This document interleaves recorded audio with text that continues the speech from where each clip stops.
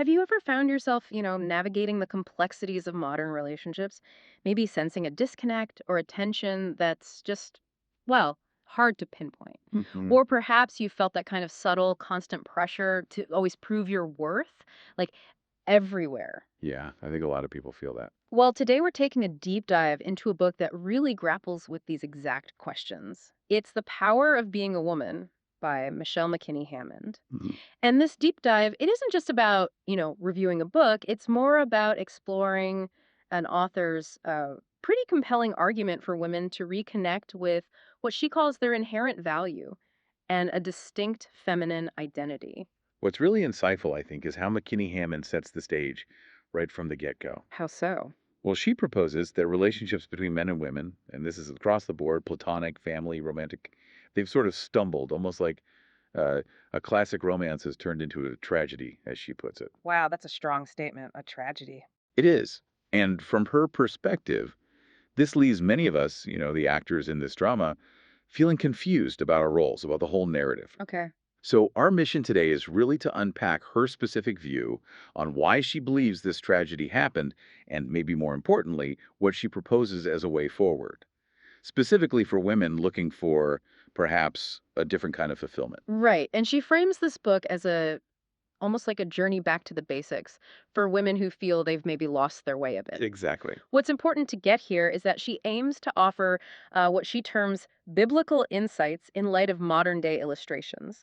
So she's using specific scriptural interpretations, you see, to explain contemporary life. To help women reclaim the pieces of self, as she says. Yeah, and to celebrate who they were created to be. So, for you, the listener, this deep dive should give you a really clear, impartial look at her argument and, how it fits into the wider conversation about identity and relationships today. Okay, so let's turn to what McKinney Hammond actually sees as the root cause of this tragedy in relationships.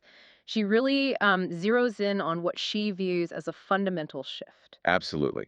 Her central argument is that, well, present day moral issues and the fight for equal rights have left most men and women confused about who they are, where they fit, and what they mean to one another. That's her starting point. Okay, confusion. Yeah, pervasive confusion. And she believes this has directly led to women feeling, in her words, devalued and powerless. Right? But what McKinney Hammond is really highlighting here, it isn't just some vague societal confusion. It's got a specific consequence in her view. Which is. She suggests that in trying to gain respect and assert their place, many women have embraced the modern day opinion that they must operate by male standards. Ah, okay. So adopting male standards to get ahead, basically. Kind of, yeah. Yeah. And the core insight here, from her perspective, is that adopting these standards, well, maybe bringing external success, it comes at a significant internal cost. So she's suggesting that even if women achieve, say, external power or equality, there's an internal kind of struggle that comes from that shift. Precisely.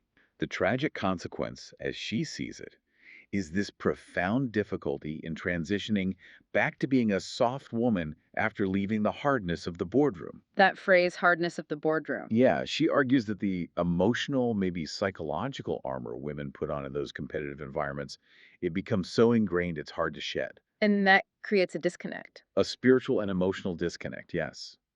This, she believes, leads many to lose their way back to femininity. And it shows up as this like pervasive, hard to pin down anxiety in the spirits of women.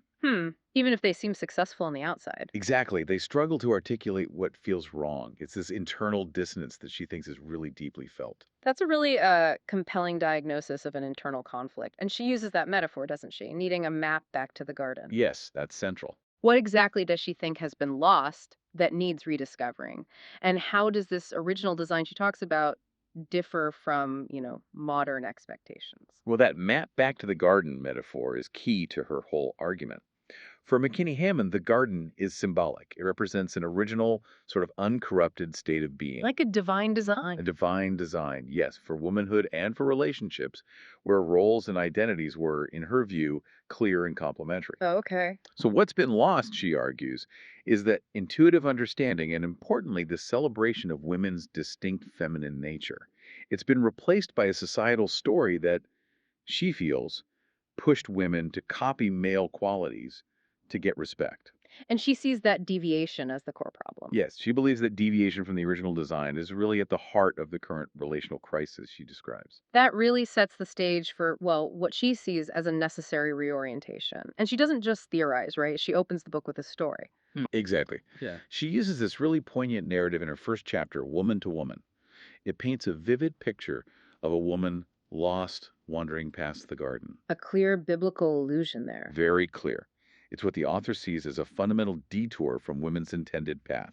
The serpent pointed, again, very direct reference, symbolizing temptation or some misleading influence that led her away. And the woman goes too far. Ventured too far to hear his need for her or her children crying. Mhm. The insight here isn't just physical distance, but an emotional, spiritual disconnect, a loss of attunement. Okay. And along this path, she leaves only shallow remembrances, like traces of perfume, the memory of a touch, but the path itself. She describes it as littered with confusion and distrust, reflecting the brokenness she thinks resulted from this detour. And the consequences of this journey, they ripple outwards, don't they? Affecting men and children in her story. Precisely. The narrative shows a chain reaction. Man's shoulders began to slope in resignation, weakening his arms, causing him to abdicate his seat as protector. So, as the woman moved away from this perceived design, men lost their purpose too. That's the suggestion, yes. They lost their sense of purpose, their responsibility. And meanwhile, the children began to find their own way, allowing new friends of rebellion to fill the space she left behind. Hmm. It really paints a picture of the family unit destabilizing. Right. It illustrates McKinney Hammond's belief that a woman's fundamental identity and role have this profound impact on the stability of the family and, by extension, society. And then in the middle of all this unraveling, there's that powerful cry using the biblical question, Woman, where art thou? Indeed. And that cry, it isn't just a lament. Within her framework, it represents this profound, almost divine longing for this precious lost treasure. The essence of womanhood she believes has been misplaced or lost. And the woman herself in the story. She's described as weary from the journey, succumbing to sadness rooting her to the spot, depression bowing her into herself, leading to a deep and fitful sleep. Wow, that imagery really conveys the internal cost. Exhaustion, sorrow, like a spiritual sleep. It does. But the story doesn't just end in despair, which is important. There's a hopeful response. Okay. The imagery of the ring of hammers building, awakening sleeping women and frustrated children, and wanted signs in search of the vanishing woman. So, like an active search, a rebuilding. Exactly. It suggests an active search, a collective effort to restore what was lost, an awakening, really, of both women and those affected by their absence. It's a really striking way to depict a crisis, both societal and personal, using that deep symbolic language. It definitely makes you consider her perspective on where things might have gone wrong and the weight she gives to this lost femininity. It's a stark portrayal, Yeah. absolutely. And she believes it demands more than just intellectual understanding, it demands personal introspection. Right. And that call for introspection, it leads straight into her next approach, doesn't it? Which is Yeah. much more direct. Yes, it shifts gears significantly. Precisely. So, after laying out this vivid diagnosis of what's been lost, what's her next move? McKinney Hammond doesn't just leave it there. She gets much more direct, inviting the reader into a really frank woman to woman chat. Yeah, she uses a very direct, almost urgent tone. She asks straight up, ladies, can we talk? Talk about why women are frustrated and men are confused. Yeah. Talk about where we lost our way and what that really means. So, making it personal. Very personal. Her insight here is that these aren't just, abstract societal problems. They're deeply personal experiences that women themselves need to acknowledge and discuss openly. And she feels something valuable has been lost in the process. Deeply valuable. She laments that the art of being a woman has become a near extinct and priceless treasure. Near extinct. Wow. Yeah. The author suggests this treasure has often been discarded, preferring the newer, more streamlined, cheaper model of so-called liberation. Okay, that's a provocative framing. So called liberation. It is. And she uses this analogy of grandma's brass bed being tossed aside its inherent enduring value, just not recognized only for newer, maybe less substantial things to take its place.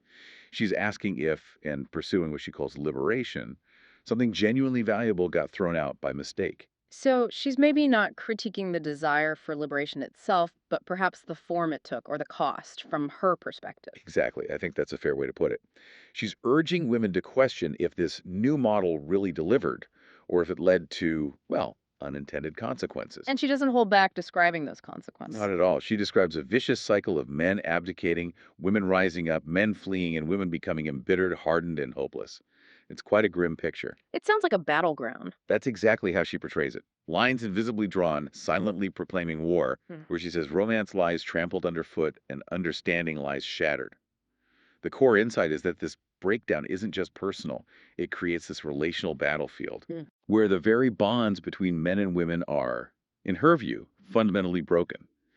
So her invitation to talk is ultimately about calling a truce with one another, with our men, and finding ourselves again. A truce, both externally and internally, it sounds like. Yes, it's a profound call for reconciliation, not just between sexes, but within women themselves, to find that lost self again. It's a very direct appeal, and it really highlights her belief that acknowledging, even celebrating, a core difference between men and women isn't just important, it's absolutely central to her whole solution. It really is. It's the bedrock of her vision. She sees the current tension as coming from trying to erase or ignore these fundamental differences, which she thinks leads to conflict, not harmony. Okay, this raises the obvious question then. If this is the problem as she sees it, what does McKinney Hammond actually suggest is the answer?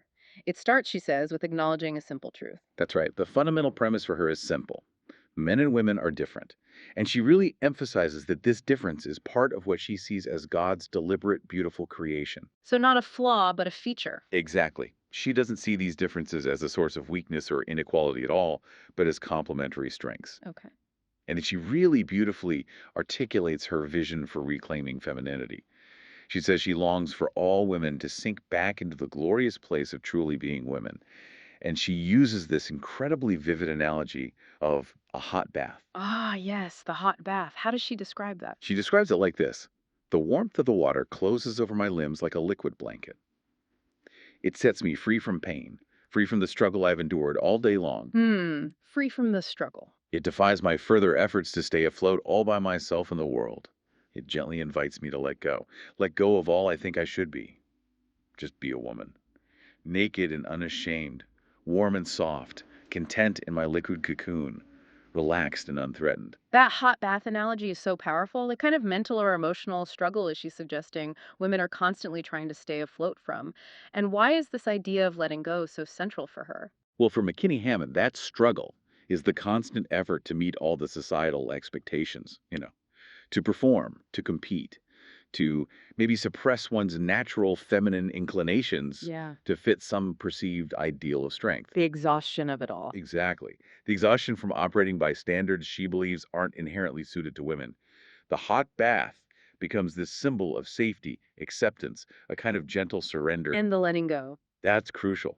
It implies shedding the external pressures, the hardness, maybe picked up in the boardroom or elsewhere, and allowing a return to an innate softness. The insight here is that true feminine strength, as she defines it, isn't about striving or fighting.